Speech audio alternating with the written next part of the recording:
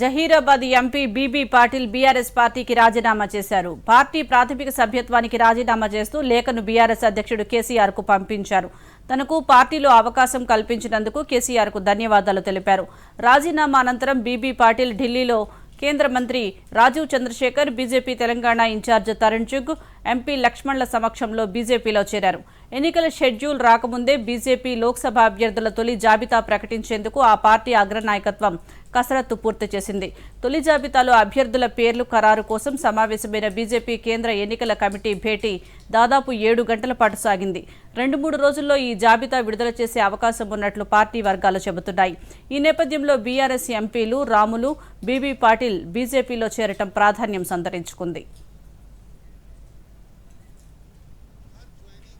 अच्छा नेता भाजपा में आया है जिसने समाज के अंदर काम किया है, जिसका नाम है और जिसे लगता है कि तेलंगाना का विकास होना चाहिए, क्योंकि पहले वंशवाद की वेला ने तेलंगाना को जकड़ रखा था, भ्रष्टाचार ने जकड़ रखा था, कट मनी की पॉलिटिक्स वहां चल रही थी।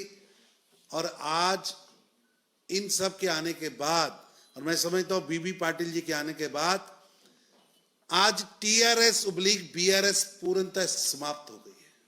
देश का विकास करने का जो सोच है वो मोदी जी के पास है, मोदी जी के साथ है, मोदी जी के सोच में है, इसलिए इस तरीके के काम हमने पिछले 10 साल में देखे सो है।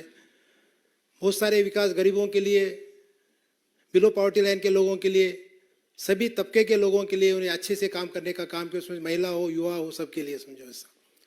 मोदी सरकार आने के पहले अपना जीडीपी 5.3 था, आज वो 8.4 होगा। इसके ऊपर से अपना विकास कहाँ पे उसको मालूम पड़ जाता है।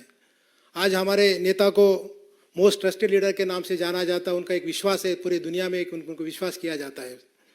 आत्मनिर्भर भारत, इंडिपेंडेंट भारत बनाने में उनका बहुत बड़ा योगदान है। डेफिनेटली सभी लोगों को रोजगार देने के लिए, सभी अलग अलग योजना के साथ सब जोड़ने के लिए उन्होंने बहुत सारा काम किए सो है।